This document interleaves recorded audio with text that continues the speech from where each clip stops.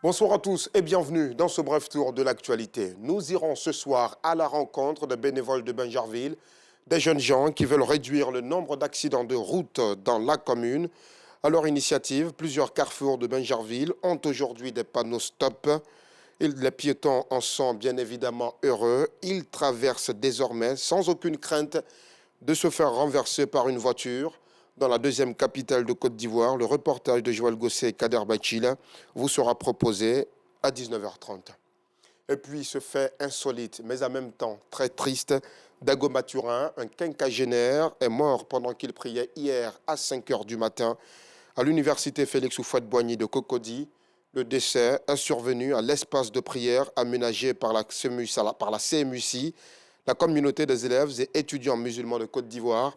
Selon les informations recueillies sur sa carte d'identité, cet homme est un ressortissant de Logoualé, une ville de l'ouest de la Côte d'Ivoire. Quelles sont les circonstances de son décès? Est-il un étudiant de l'université de Cocody? La réponse dans le sujet que nous propose ce soir l'une de nos équipes de reportage. Destination touristique, la première d'ailleurs de Côte d'Ivoire pour sa plage et son histoire. Grand Bassam est aussi une destination prisée pour sa gastronomie. La cité cosmopolite est reconnue pour ses mets très succulents et la gastronomie à Bourré fait savourer plus d'un. Cette gastronomie, on la trouve à OBV. Le marché de ce peuple lagunaire ne désemplit pas les jours ouvrables. Le week-end, il faut absolument s'y rendre tôt au risque de ne pas avoir à manger.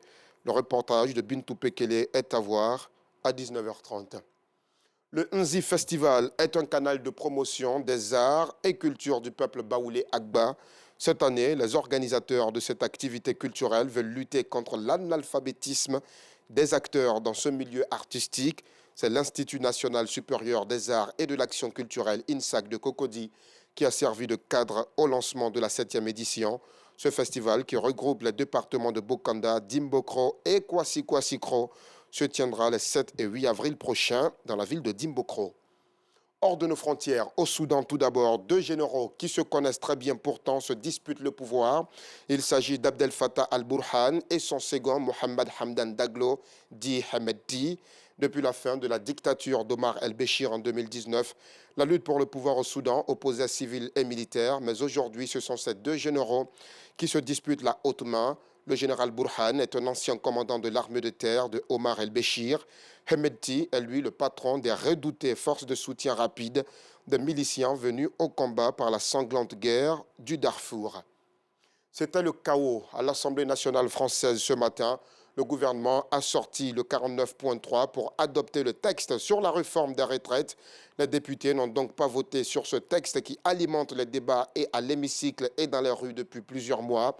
Les députés de gauche ont semé un tel chaos en criant et en scandant à maintes reprises la Marseillaise que la présidente a dû interrompre la séance. D'ailleurs, à l'annonce d'Elisabeth Borne, environ 1500 jeunes sont sortis dans les rues en criant « Eh Manu, 49.3 ou pas, ta réforme, on n'en veut pas ». Ce projet phare du deuxième quinquennat d'Emmanuel Macron prévoit de décaler l'âge légal de départ à la retraite de 62 à 64 ans. La réforme prévoit également la revalorisation des petites pensions à hauteur de 85% du SMIC, soit environ 1 200 € par mois pour une carrière complète.